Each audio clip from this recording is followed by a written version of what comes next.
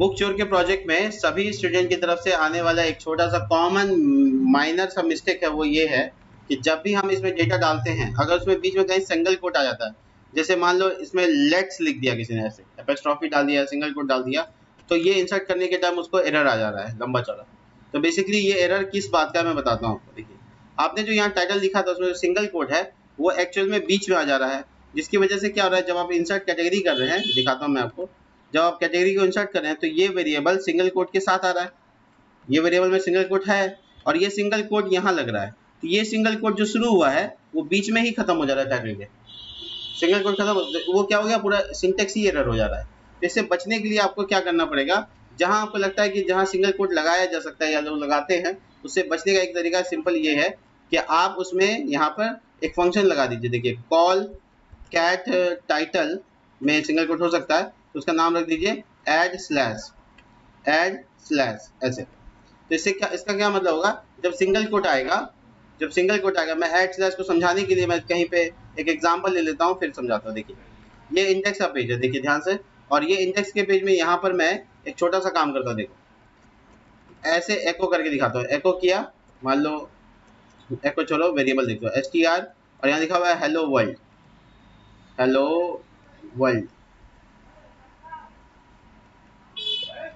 ठीक है।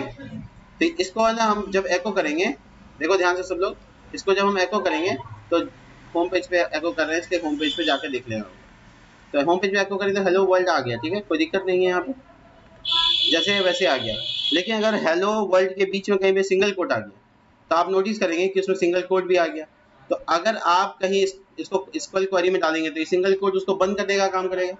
तो इसके बचने का तरीका, इसको एस्केप सीक्वेंस कर लो, यानी कैसे भी करके स्लैश लगा देंगे तो ये इंसर्ट हो जाएगा। स्लैश सिंगल कोट का मतलब होता है कि कैरेक्टर सिंगल कोट तो होगा बट उसके सामने एस्केप लगा दिया। तो ये एस्केप सीक्वेंस को ऐड करने का तरीका ये है सिंपल, कि आप इस वेरिएबल को रीअसाइन कर लीजिए और ऐड स्लैश नाम का फंक्शन डाल दीजिए। इससे क्या करेगा, जहां भी सिंगल कोट आएगा अपने आप स्लैश लगा देगा। मैं आपको दिखाता हूँ। देखिए, यहाँ पे भी बीच में वर्ल्ड एपोस्ट्रोफी है, ठीक है, तो देखिए, ठीक है, एपोस्ट्रोफी तो दिक्कत नहीं देता, सिंगल कोट दिक्कत देता है, सिंगल कोट एस।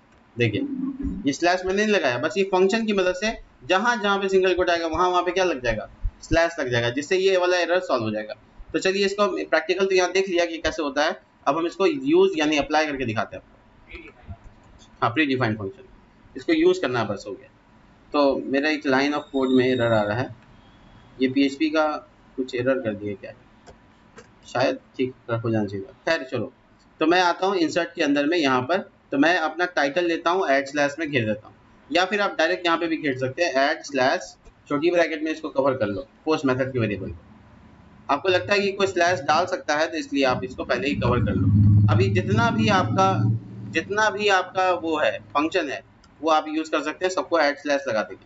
तो इससे क्या होगा, इसके अंदर अगर कोई सिंगल कोड डालता है तो आपका इंसर्शन सेफ होगा। मैं दिखाता हूँ, अब मैं इंसर्ट कर सकता हूँ स्लैश के साथ। अगेन देखो, ये लेट्स में एपोस्ट्रोफी है, मैं इंसर्ट करने जा रहा हूँ, ये इंसर्ट हो गया, यानी सिंगल कोड भी अब एक्सेप्ट होगा, लेकिन उसमें स्लैश लगाना, सिंपल फंक्शन है ऐड स्लैश, ठीक है।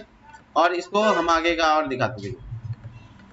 यहाँ पे हम कुछ गड़बड़ हो गया है, मैं कंट्रोल Z करके आता हूँ, सब कुछ वापस जिस स्थिति में था वही करते हैं।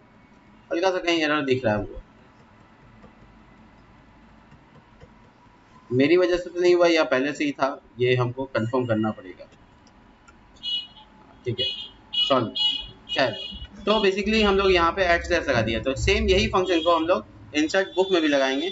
चांसेस हैं कि टाइटल वगैरह सब में सिंगल कोट आ सकता है, तो जहाँ जहाँ चांसेस आपको लग रहे हैं सिंगल कोट में, ऑथर में, डिस्क्रिप्शन में, कैटेगरी में तो नहीं आएगा क्योंकि कैटेगरी उधर इंसर्ट हो जाता है, MRP में नहीं आएगा, NOS में नहीं आएगा, कवर इमेज में नहीं आएगा, ISBN नंबर में नहीं आएगा।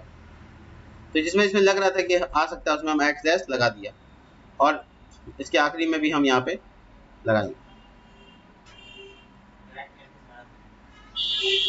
देखो, ऐड स्लैश लगा दिया, तो ये टाइटल, ऑथर और डिस्क्रिप्शन में चांसेस ज़्यादा हैं, इसलिए मैंने इसमें लगा दिया। तो ऐसे लगाने के बाद क्या हुआ कि अगर आप किसी बुक का डेटा को लोगे कहीं से, जैसे अमेजोन से ले लोगे, मान लो बुक का नाम हो गया जावा बुक, ठीक है, कोई जावा की किताब को हम इंसर्ट करते हैं आपके सामने। इंसर्ट करने में आने वाले प्रॉब्लम, उम्मीद है कि जितने लोग वीडियो देख के बना रहे हैं सबको इस तरह का एरर आया होगा। और उसको सॉल्यूशन सिंपल है। देखिए जावा ये इसका नाम है, ये मैं उठा रहा हूँ यहाँ से, और इंसर्ट करने के टाइम में यहाँ टाइटल डाल देते हैं, ऑथर का नाम यहाँ से उठाते हैं, देखो ऑथर का नाम, उसके बाद यहाँ नंबर ऑफ पेज मान लो 600, एमआरपी मान लो 800, सेलिंग प्राइस मान लो 670 रुपये, और ये कवर इमेज ये डाउनलोड कर लेते हैं ये वाला, ठीक है। Right click, open image in new tab, और इसको सेव कर लेते हैं। नॉर्मली यहाँ पर चलिए इस कवर इमेज को यहाँ से टारगेट कर लेते हैं, कवर इमेज लगा दिया, और ये कवर इमेज के बाद यहाँ पर हम इसको टेक्नोलॉजी से सिलेक्ट कर लेते हैं, ISBN नंबर यहाँ से कॉपी पेस्ट करके डाल देते हैं। देखिए ये ISBN नंबर है, ठीक है, तो मैं इसको ISBN नंबर को कॉपी पेस्ट करके डाल देता हूँ।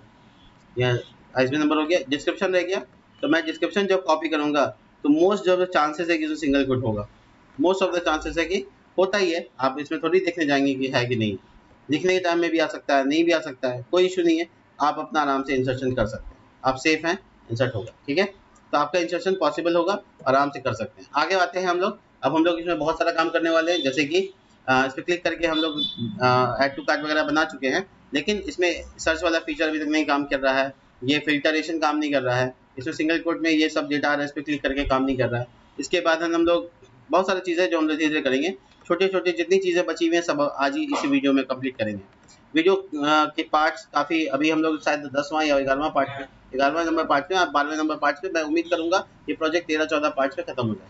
तो ये बेसिकली हम ड्रामा पे क्लिक करें तो ड्रामा काम करें, तो इसके लिए क्या करेंगे हम, देखिए तो हमारा जो ये वाला पार्ट है, एडमिन हेडर नहीं है, सॉरी, एडमिन का फोल्डर को एक्चुअली में मोड़ के रख देना चाहिए हम लोग, इसकी ज़रूरत नहीं है। एडमिन वाला पार्ट में काम नहीं करना है हमको, बाहर वाले पार्ट में इंक्लूड फोल्डर, उसके अंदर हेडर, हेडर के नीचे सब हेडर था, ये है मेरा लिंक, और यहाँ पे हम बनाएंगे एक पेज जिसका नाम होगा मान लो index.pg, सेम पेज, उसी पेज पे, ठीक है, index.pg, क्वेश्चन मार्क दे देंगे और यहाँ लिखेंगे फिल्टर, क्वेश्चन मार्क दे देंगे और फिल्टर, और उसके बाद यहाँ पर हम डाल देंगे $रो, और ये कैट आईडी, ये मेरा कैटेगरी का आईडी हो गया, जो कि एक्चुअली मैंने फिल्टर नाम के वेरिएबल में पोस्ट कर गेट मेथड पे डाल दिया। अब ये जैसे मैंने डाल दिया यहाँ पर, बस इसको आगे मैं चेक कर लेता हूँ कर्सर रख के, यहाँ देखिए नीचे फिल्टर =1 आ रहा है, इस वजह से इसमें दूसरे वाले पे जाएंगे तो उसका आईडी अलग हो जाएगा। तो बेसिकली ये काम कर रहा है। इसके बाद इंडेक्स के पेज पे आएंगे, जहाँ पे ये कॉलिंग का काम चल रहा है, ये बुक कॉलिंग का काम चल रहा है, इसमें इफ लगाएंगे, इफ सेट लगाएंगे, $_गेट मेथड पे अगर कोई फिल्टर है तो ये काम करेगा, नहीं है तो नीचे वाला काम करेगा, ठीक है। तो नीचे वाला काम मतलब कॉल को इसके एल्स में डाल देंगे, तो नॉर्मल जो क्वेरी चल रही है वो एल्स में रहेगी, और जो अभी हम लोग फिल्टरेशन का काम करेंगे उसमें से कैट आईडी को निकाल लेते हैं, right, $_get filter, that's it. और इसके बाद हम लोग ये वाली क्वेरी को सेम सेम लिखेंगे, ये वाली चीज़ को कॉपी पेस्ट कर सकते हैं, सेम सेम लिखेंगे, बट उसमें एक चीज़ लगाएंगे, वो ये लगाएंगे कि वेयर, जहाँ पर कैटेगरी आईडी, अब कैटेगरी आईडी जो है ना, कॉलम का नाम है मेरे कौन सा टेबल में, बुक के टेबल में ज्वाइनिंग हुआ है कैट आईडी, जिसका बराबर हो, ये सिंगल कोट में घेर देना है, कैट आईडी के बराबर हो, दैट्स इट। तो मेरा ये काम हो गया। देखिए मेरा यहाँ फिक्शन टेक्नोलॉजी, यानी मैं जब टेक्नोलॉजी पे क्लिक करूँगा तो 2 दिख रहा है, और जब मैं फिक्शन पे क्लिक करूँगा तो 2 दिख रहा है। इसके बाद किसी भी क्लिक करेंगे कुछ भी नहीं दिख रहा है। अब सुनिए आगे का काम, यहाँ पे वाइल लूप के बाद हम यहाँ पे एक काउंटिंग कर सकते हैं, गिनती कर सकते हैं। भैया ऐसा है कि माइस्क्वेल नम रोज कर दो, इसको नम रोज कर दो, किसको, कॉलिंग को। अगर इफ काउंट का वेरिएबल 1 से कम है, यानी कहने का मतलब है 0, ठीक है, 1 से कम है यानी 0, तो फिर क्या करना है, तो फिर बहुत सिंपल सा काम करना है, वो ये कि एक पैराग्राफ या H2 का इस्तेमाल करना, नो बुक फाउंड लिखना है और H2 को बंद कर देना। इसको थोड़ा डिज़ाइन अच्छा देने के लिए क्लास लगा सकते हैं, और यहाँ लिख सकते हैं सिंगल कोट में टेक्स्ट डैश सेंटर और टेक्स्ट डैश टू एक्सएल, और बाकी तुम्हारे हाथ में। तो जिस कैटेगरी में नहीं मिलेगा वहाँ मैसेज आएगा नो बुक फाउंड, ये देख सकते हैं आप, देखिए जिसमें मिल रहा है ठीक है, जिसमें नहीं मिल रहा है नो बुक फाउंड। तो बेसिकली बुक मिला नहीं, मोटे मोटे तौर पे ये बुक का जो पेज है ये काफ़ी अलग दिख रहा है। होम पे जब क्लिक कर देंगे, जैसे होम पे क्लिक कर देंगे तो सब दिखेगा, लेकिन जैसे किसी कैटेगरी पे क्लिक करेंगे तो नहीं दिखेगा, ठीक है। ये देखिए बहुत बढ़िया। तो ये हो गया मेरा काम यहाँ पर कंप्लीट। अब आगे का काम क्या है सुनिए। अब आगे का काम ये है कि मैं जिस बटन पे क्लिक करूं उसको थोड़ा सा हाईलाइट कैसे कर सकता हूं वो देखता हूं। सब हेडर में मैं एक कंडीशन लगाऊंगा कि यहाँ पे देखो ये लूप के अंदर का पार्ट है, ठीक है, ये ए टैग है, तो मैं इसमें थोड़ा सा चाहता हूँ ये हो कि जिस पे क्लिक करूँ उसका बीजी कलर ब्लैक हो जाए। सबका हो रहा है, मेरे सबका नहीं चाहिए, ठीक है, बीजी कलर ब्लैक हो जाए, उसी का हो जाए जिसका सिलेक्टेड हो, राइट। तो हम लोग है ना बेसिकली ए टैग को कंडीशन में डाल देंगे। देखो कैसे डालते हैं, वाइल लूप के अंदर आ गए और यहाँ लिखा if is set dollar underscore filter, sorry dollar underscore get filter. अगर फिल्टर हो तो फिर ये इफ काम करेगा। फिर इसके बाद हम लोग क्या करेंगे, उस फिल्टर वेरिएबल को बना लेंगे, फिल्टर नाम के वेरिएबल से बना सकते हैं, कोई इशू नहीं है। और वो फिल्टर में जो डेटा है यानी जो आईडी है वो एक्चुअली इफ, फिर से एक और कंडीशन, इफ डॉलर फिल्टर बराबर है क्या, डॉलर फिल्टर बराबर है क्या रो के डेटा में कैट आईडी के। अगर कैट आईडी और फिल्टर आईडी दोनों बराबर है तो ये इफ काम करेगा। आपको ध्यान रखना है कि यहाँ पे कितनी बार बंद करना है, तो आपका 2 इफ खुला है तो 2 बार इंड इफ होगा, राइट, एक बार और, तो आपका ये कोड एरर फ्री हो जाएगा। बेसिकली हम इसको फॉर्मेटाइज कर देते हैं, आप देख सकते हैं, देखिए, तो ये बेसिकली आपका कंडीशन में आ गया। और ये ए टैग को बाहर निकालो और ये इफ की जगह एल्स के पार्ट में डालो, यानी कि इसमें एल्स भी होगा, बेसिकली एल्स, और ये कॉलन लगाना है और इंड इफ इसके नीचे, इंड इफ इसके नीचे, ये इसमें एल्स नहीं होगा। ये देखिए पेस्ट कर दिया हमने। ये गलती क्या कर रहे हैं हम, ये कर्ली ब्रैकेट में मुझे जाना चाहिए था, ठीक है, मैं इसको एक साथ कर देता हूँ, यहाँ कॉलन दे देता हूँ, यहाँ पीछे बंद कर देता हूँ। रेस्ट पार्ट जो है वो पीछे नया बना के उसमें डाल देंगे, पीछे नया बनाया डाल दिया, दैट्स इट। और इसके अंदर भी बीच में ए टैग आ सकता है क्योंकि एचटीएमएल बीच में आ सकता है। तो मोटे मोटे तौर पे डिज़ाइन सेम हो गया, बट मैं इफ के अंदर का जो ए टैग है उसको थोड़ा डिज़ाइन अलग कर रहा हूँ। देखो क्या, ओवर करने पर क्या होगा कि ये स्लेटी होगा 600, ठीक है, और बीजी कलर क्या होगा, ब्लैक होगा। तो मैं जिस पे क्लिक किया हुआ कौन है, साइंस पे, तो साइंस पे क्या हो रहा है, ब्लैक आ रहा है। मैं फिक्शन पे क्लिक करूँगा तो फिक्शन क्या हो रहा है, ब्लैक आ रहा है। टेक्नोलॉजी पे क्लिक किया तो टेक्नोलॉजी ब्लैक। इससे क्या हुआ कि वो पता चल रहा है कि हम कौन सा फिल्टर कर रहे हैं, और कुछ नहीं हुआ। इसका इफ एल्स लगाने का कंडीशन, होम पेज पे जाऊँगा तो इसका कोई नहीं दिखेगा, वो आपको हेडर नहीं दिख रहा है। ओ हो सॉरी सॉरी सॉरी, मैंने यहाँ पे इफ इसे जो लगाया है गलत लगा दिया। ये यहाँ पे इंड नहीं होगा, एक्चुअली ये यहीं पे इंड हो जाएगा, नहीं ठीक है। इसका भी एल्स पार्ट डाल देते हैं हम, एल्स पार्ट सेफ्टी के लिए ये इंड इफ, ये इंड इफ हो गया, इसका एल्स पार्ट इसी में जोड़ देते हैं। थोड़ी सी कॉम्प्लिकेशन यहाँ पे हुई है, आप आराम से देख सकते हैं और कर सकते हैं, ठीक है। अगर आपको देखने में कठिनाई, समझने में कठिनाई हुई, प्लीज़ पॉज करके देख लीजिएगा। मैं इफ कुछ ज़्यादा नहीं लिखा हूँ, मैं इफ एल्स लिखा है, बट मैं इसके बाहर वाला जो टैग है ये वाला पार्ट को इसके अंदर डाल देता हूँ। इसके अंदर डालने से ये काम हो जाएगा, देखिए आ गया सब। तो बेसिकली अपने होम जो बिना कोई फिल्टर किए तो सब ठीक ठाक दिख रहा है। जैसे मैं फिक्शन में क्लिक करूँ तो फिक्शन ब्लैक हो गया, वो बता रहा है क्या कि उसको हम टारगेट किया। एक्चुअली ब्लैक करना नहीं था, ब्लैक की जगह पे हम वही कलर रखते हैं जो है, जैसे बैकग्राउंड कलर में टेल कलर ही रखते हैं, बट 800 रखते हैं, वो ब्लैक तो हम आपको दिखाने के लिए, तो इतना शेडी कलर होगा बस। और होवर में ये वाइट ही रहेगा जैसे था, तो वो थोड़ा सा हल्का सा फेड हो गया तो पता चल गया कि हाँ है। ब्लैक बहुत ज़्यादा अलग हो गया, इसलिए मैं नहीं डाल रहा था, मैं चेक कराने के लिए कर रहा था। देखिए कितना सुंदर सा दिख रहा है। तो ये किसी भी क्लिक करेंगे तो मामला मिल जाएगा, ठीक है। तो मोटे मोटे तौर पे काम हो गया। इसमें जो इफ एल्स बार बार आप रिपीट करके देख रहे हैं, इफ एल्स देख के बार बार आप देख रहे हैं, तो वो बेसिकली कंसेप्ट में आ रहा है कि आप कौन सा इफ कहाँ खत्म कर रहे हैं। तो अच्छे से देख लीजिएगा, मैं इसको रोक दे रहा हूँ यहाँ पे, आप अच्छे से देखिएगा कि कौन सा इफ कहाँ शुरू होता है और कहाँ बंद होता है। पाउज कर दिया था ताकि आप आराम से इसको स्क्रीनशॉट ले सकते हैं, ठीक है। खैर, तो ये फिल्टरेशन तो मेरा पॉसिबल हो गया। अब क्या सर्च काम करेगा, तो जवाब है हाँ, ये भी करेगा। इसके लिए भी काम करते हैं, तो सर्च के लिए हम जाते हैं हेडर के पास, क्योंकि सर्च का जो फॉर्म है वो यहाँ पे। अब इसको एक्टिव कराने के लिए इसको भी इंडेक्स पेज में ही ले जाएंगे और इसमें पोस्ट मेथड रखेंगे, नहीं गेट मेथड ही रखेंगे। बस नाम जो है वो बहुत इंपॉर्टेंट होता है। नाम हम यहाँ पे डाल रहे हैं नेम सर्च, और इसका नेम गो, ठीक है।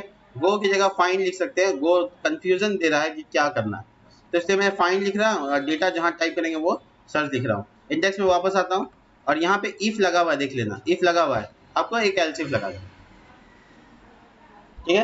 एल्स इफ लगाने के बाद आप लिखेंगे एल्स इफ इसेट $_ गेट, और उसके बाद आप लिखेंगे यहाँ पे फाइंड पे क्लिक हो तो ये काम करो। अब इसमें जो सर्च डेटा है उसको उठाने के लिए लिखेंगे search is equal to $_ get, और उसका नाम क्या रखे थे, सर्च। बहुत अच्छा। अब ये जो क्वेरी है, इसमें थोड़ा चेंजेस करना, इसको कॉपी कर लेते हैं। कॉपी करने के बाद इसको यहाँ पेस्ट कर देते हैं।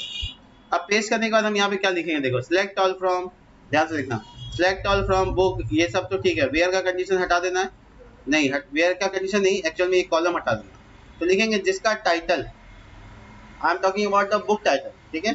तो यह टाइटल जैसा हो, किसके जैसा हो, सिंगल कोट और सिंगल कोट आगे पीछे, परसेंटेज आगे पीछे, वेरिएबल का नाम सर्च। बहुत बढ़िया। एंड, इसमें एंड का मामला अलग हो जाएगा फिर, देखो।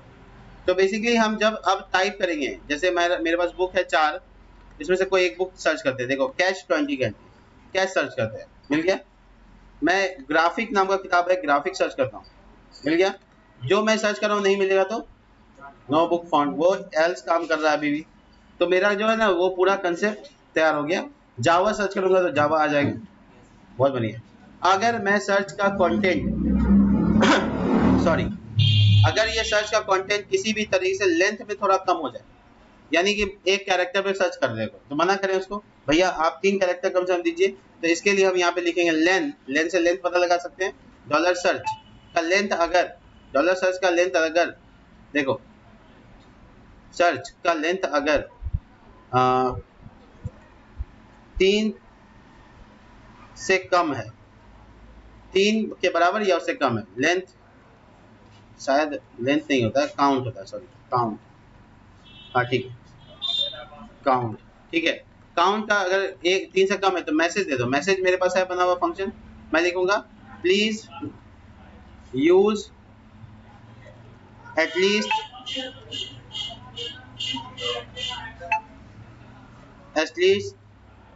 मोर देन 3 कैरेक्टर, ठीक है। ये मैसेज है और कुछ नहीं। और जो इसका एल्स पार्ट है उसमें ये डाल देंगे, मतलब जो मेरा क्वेरी है। तो एल्स पार्ट में क्वेरी डाल देने से क्या हो गया कि मेरा 3 कैरेक्टर से कम अगर कोई टाइप करता है, मैं आपको दिखाता हूँ, देखो जावा नहीं, इसमें एरर आ गया, देखो काउंट में बोल रहा है कि गलती कर रहे हैं आप। तो मैं strlen, sorry string length, exactly.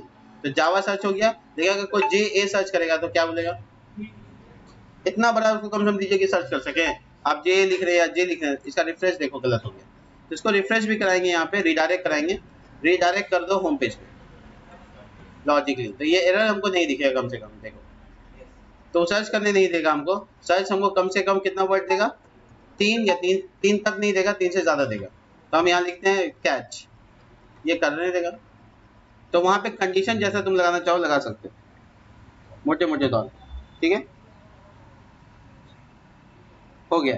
तो ये बेसिकली फिल्टरेशन का काम खत्म हो गया। अगर कोई ISBN नंबर डाल देता है तब क्या होगा, अगर कोई ISBN नंबर डाल देता है तो फिर क्या करेंगे। ISBN नंबर होता है पूरा एक लंबा लेंथ, ठीक है। तो ISBN नंबर का लेंथ अगर लंबा है तो उसको सीधा सीधा व्यू का पेज दे देना। देखता हूँ क्या हो सकता है। तो सर्च में डेटा को कैसे पता लगाएंगे कि इसमें जो डेटा दिया गया है वो नंबर है, कैसे पता लगाएंगे, एक minute. How to check form data is number in PHP, देखो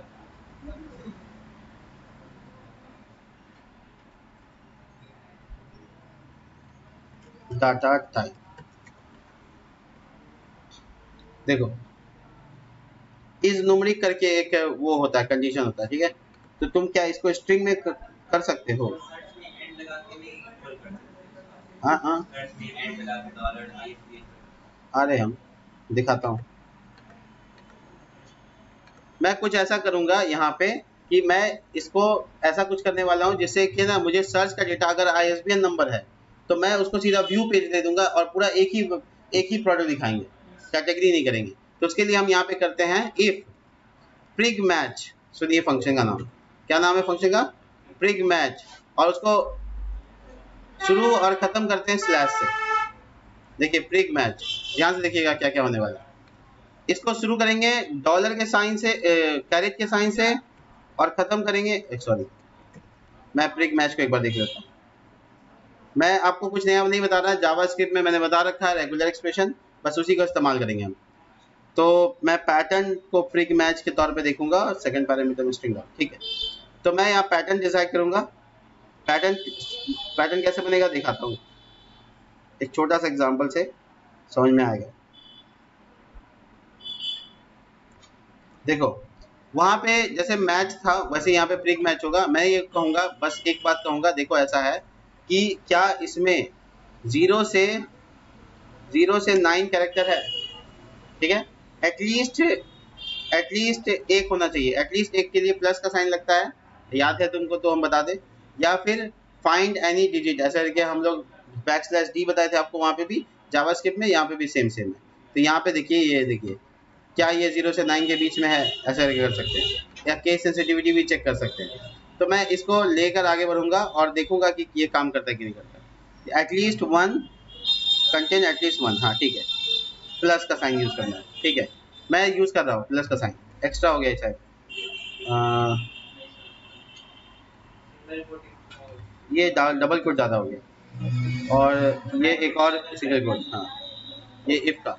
तो मैं यहाँ पे कंडीशन कह दिया कि देखो अगर सर्च का डेटा, देखो अगर सर्च का डेटा में अगर डिजिट है 0 से 9 है, और वो ज़्यादा, ये भी कर सकते हैं कि देखो ऐसा है कि 5 से ज़्यादा है, मतलब मैं पैटर्नाइज कर रहा हूँ कि 5 से ज़्यादा अगर है, क्योंकि वो जो नंबर होता है इसमें नंबर 5 से ज़्यादा होता है, 5 से ज़्यादा अगर है तो ये ट्रू मानो। तो ट्रू मानो मतलब हम क्या करेंगे, देखो इसको यहाँ पे लिखेंगे, रीडायरेक्ट हो जाओ कहाँ, तो व्यू के पेज पे, view.php, और अगर मेरा तुमको कोड याद है, व्यू के पेज पे bid नाम का मेरा वो था क्या वेरिएबल, और उसमें क्या डाल दो, वेरिएबल को डाल दो, यानी बेसिकली उसका डेटा निकाल के मुझे उसका डेटा निकाल के उसको ना कॉल कर लेना, ठीक है। तो मैं यहाँ पे करूँगा कॉलिंग बुक, और इसमें डाल दूंगा MySQLi क्वेरी, और यहाँ पे कनेक्शन वेरिएबल, और इसके बाद बाकी सब कुछ सेम। देखो ये वाला कॉपी पेस्ट कर लेते हैं, ये कॉपी पेस्ट करके यहाँ डाल देते हैं।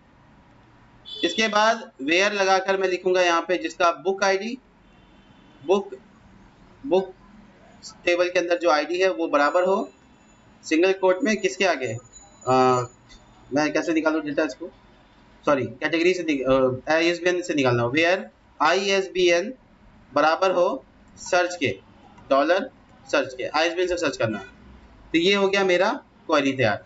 अब मैं यहाँ पर ISBN नंबर का डेटा को इफ लगा, सॉरी यहाँ पे डॉलर सिंगल बुक डेटा ऐसे नाम रख लेते हैं, MySQL फेच एरे के अंदर में यहाँ पे डाल देना है क्वेरी का नाम, यानी कॉलिंग बुक।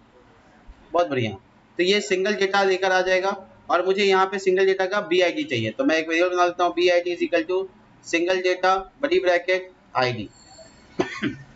और मुझे एक्चुअली में इसमें ज्वाइनिंग की जरूरत नहीं है, तो मैं यह ज्वाइनिंग का पूरा कोड ही हटा देता हूँ।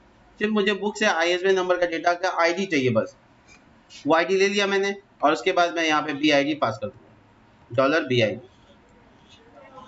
हो गया। ये हो गया इफ का पार्ट। अगर मेरा ISBN नंबर रहा तो ठीक है, अगर नहीं रहा तो फिर अपना नॉर्मल ये वाला काम करेगा। तो मैं चेक कर लेता हूँ मेरा काम कर रहा है कि नहीं कर रहा है ISBN नंबर के बिहाफ में। देखिए यहाँ पर अब मुझे ISBN नंबर एग्जैक्टली पता नहीं है, इसलिए मैं कॉपी कर लेता हूँ किसी का भी, ताकि मैं उसको सर्च के पट्टी पे डाल सकूँ कम से कम। मैं ISBN नंबर डालता हूँ, एंटर मारता हूँ, क्या हुआ, index.php में ही गया, यानी कि बेसिकली ये काम नहीं किया।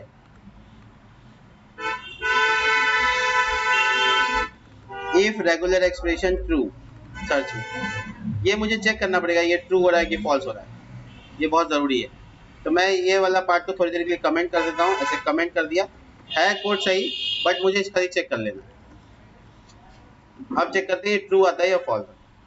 बोला मॉडिफायर में कर्ली ब्रैकेट कहाँ से आ गया, ये क्या बात हुआ, अच्छा स्लैश छूट गया मेरा आगे पीछे, सॉरी ये बड़ी गलती है। देखो 1 आ गया, हाँ ठीक है। तो मैंने ना गलती से स्लैश छोड़ दिया था यहाँ रेगुलर एक्सप्रेशन में, ये स्लैश यहाँ लगाना है और यहाँ लगाना है, ये स्टार्टिंग और एंडिंग होता है, मैंने बताया भी था। और केस सेंसिटिव छोड़ने के लिए आई लगाना होता है, तो वो अभी हमको जरूरत नहीं है उसका। देखो रिडायरेक्ट, क्या बात है। अब इसका मतलब ये हुआ कि मैं अगर अपने बारकोड मशीन से, जो कि मेरे पास है, मेरे पास डिवाइस है बारकोड मशीन का, और इस डिवाइस को मैं स्कैन करने में लगा दूं, स्कैन कर दूं इससे, मैं लगा रहा हूं अपने, तो अगर कोई सर्च की पट्टी पे जाता है और सिर्फ स्कैन करता है सिंपली, तो वो सीधा उस प्रोडक्ट को देख सकता है। वंडरफुल। मैंने सिर्फ स्कैन किया है और मुझे डायरेक्ट वो पेज खोल के मिला जिसमें बुक का सारा इन्फॉर्मेशन। तो मुझे अगर जब मैं टाइप करके सर्च कर रहा था तो मुझे वो बुक दे रहा था, जैसे ग्राफिक सर्च कर रहा हूँ GRAPHIC, तो इसमें पॉसिबल है कि बहुत सारा होगा, लेकिन जब मैं ISBN नंबर दे रहा हूँ तो उसमें पॉसिबल है कि सिर्फ एक ही होगा। जब वो एक ही है तो सीधा व्यू के पेज में पहुंचेंगे डायरेक्ट। तो मैं आपको ऐसे कॉपी पेस्ट करके दिखा देता हूँ। ये किसी भी बुक का ISBN नंबर निकालता हूँ। देखो ये ISBN नंबर किसका है, द वाइट टाइगर का। अब मैं इसको ऊपर में सर्च की पट्टी में डालूं, टाइप कर दूं, या मैं स्कैनर से स्कैन कर लूं, दोनों एक ही बात है। जैसे मैं एंटर करूंगा वो सीधा उस पेज को ले जाएगा। तो वो पॉसिबल हुआ रेगुलर एक्सप्रेशन की मदद से यहाँ पर डालकर, ये सिर्फ इफ का कंडीशन लगाने से। अगर रेगुलर एक्सप्रेशन डाल के ये चेक कर ली कि सर्च की पट्टी में अगर नंबर है, ISBN नंबर 5 से ज्यादा डिजिट का है तो फिर कॉल किया बुक का डेटा को, उसमें से निकाला बुक आईडी, और वो व्यू का पेज जो मेरा ऑलरेडी बना हुआ है उसको खाली पूरा कर दिया, view.php, उसके बाद BID इज इक्वल टू मेरा बुक का आईडी, वो पास कर दिया, वो पेज खोल के दे दिया, क्योंकि वहाँ डेटा फेच हो रहा है उस BID से, वहाँ मिल जाएगा हमको एकदम बहुत आसानी से, हम इसको कंप्लीट कर लेंगे। तो ये मेरे पास एकदम सर्चेबल बन गया। मतलब मैं किसी भी बुक का ISBN नंबर ऊपर टाइप करूंगा, देखो ये ISBN नंबर इसका, मैं ऊपर टाइप करूंगा सीधा उसके व्यू के पेज में पहुंचा दिया जाएगा। ये टाइप किया मैंने और ये एंटर किया, देखो ठीक है। लेकिन जैसे मैं जावा लिखूंगा तो उसमें ऐसे कार्ड में आएगा, क्यों? क्योंकि जावा एक नहीं, एक से ज्यादा हो सकता है, इसलिए। तो ये हो गया मेरा परफेक्ट। एक और जगह इस पे क्लिक करने से काम कर रहा है, जवाब है नहीं। क्यों नहीं काम कर रहा है? इसकी वजह है कि इस पे लिंक नहीं किया हुआ है। तो लिंक करने के लिए इसका जो इंक्लूड फोल्डर का मैंने बनाया था, उसका नाम था साइड बार, और साइड बार में जो 8 आएगा बस उसमें पूरा कर दो। नाम क्या था? index.php, क्वेश्चन मार्क, फिल्टर नाम था, फिल्टर ही दो, और यहाँ पे $cat बड़ी ब्रैकेट में कैट आईडी डाल दो, दैट्स इट। मतलब आपको खाली पूरा करना है URL को, क्योंकि बना हुआ सब कुछ है। फिक्शन पे क्लिक किया, देखो फिक्शन आ गया। जब मैं यहाँ पे साइंस पे क्लिक करूँ तो देखो साइंस में नॉट फंड बता रहा है, टेक्नोलॉजी में 2 आने से ही आ गया, यानी ये अच्छे से काम कर रहा है। तो मेरा यहाँ सर्चिंग वगैरह काम अच्छे से हो रहा है, रिलेटेड प्रोजेक्ट भी काम कर रहा है। ये मेरा पूरा फ्रंट पेज का डिजाइन कंप्लीट हुआ है। अब मैं जब कार्ट में जाता हूँ तो मुझे आता है एरर, इसको सॉल्व करते हैं। बिना लॉगिन किए अगर कार्ट के पेज में कोई जाएगा तो उसको आएगा एरर। इससे बचने का तरीका क्या है और कैसे कोड लिखे कि ये मुझे कम से कम एरर डिस्प्ले ना कराए। क्यों एरर आ रहा है? क्योंकि देखो यूजर तो है ही नहीं, तो अनडिफाइंड यूजर आ रहा है, क्योंकि सेशन नाम से है नहीं। तो बेसिकली यहाँ पे आ रहा है एक बहुत बड़ा एरर। उससे बचने का एक सिंपल तरीका ये है कि कार्ट के पेज में भैया लॉगिन रिक्वायर्ड कर दो। तो सीधा सीधा इफ सेट $_ नाम है यूजर, ठीक है, नाम है यूजर। अगर नॉट इज सेट, नॉट लगा देना है, नॉट मत भूलिएगा। रिडायरेक्ट करो कहाँ? लॉगिन के पेज पे। एक काम कर सकते हैं आप, लॉगिन पे बता सकते हैं कि भैया लॉगिन चाहिए हमको, ठीक है। अब कोई कार्ड के पेज पे बिना लॉगिन किए जाएगा बंदा, एरर दिखेगा उसको? नहीं, वो तो भगा दिया जाएगा लॉगिन के पेज में धक्का मार के। अब जैसे लॉगिन करके वो जाएगा तो उसको बोलेगा वेलकम। ये तो एडमिन पैनल का लॉगिन है, इससे तो काम नहीं चलेगा। ये तो अभी यहाँ पे लॉगिन करने बोलेगा ही। क्यों? क्योंकि एडमिन का जो लॉगिन सेशन है वो अलग है। मैं दूसरा ट्राई करता हूँ, मुझे याद नहीं है एग्जैक्टली, मुझे सच में याद नहीं है। रिया रिया रिया रिया लॉगिन है, रिया लॉगिन हो गई है, और इसके बाद हम रिया का कार्ट में जाके देख सकते हैं। वहाँ कोई एरर नहीं है, वहाँ एरर से बच रहे हैं। इनफैक्ट हम उसमें फर्स्ट 100 वाला मामला भी लगा सकते हैं, जिसके बाद हमारा कूपन भी स्टैब्लिश हो जाएगा। चेकआउट का पेज रह गया, नेक्स्ट पेज है checkout.php, जिसमें एड्रेस से रिलेटेड काम करना है। और मेरा टाइम हो गया पूरा, नहीं तो हम आपको कंप्लीट करके दे देते। मिलते हैं नेक्स्ट वीडियो में, और कल पक्का रहेगा कि कल चेकआउट का पेज कंप्लीट कर देंगे, ठीक है। मिलते हैं नेक्स्ट वीडियो में, तब तक के लिए बाय।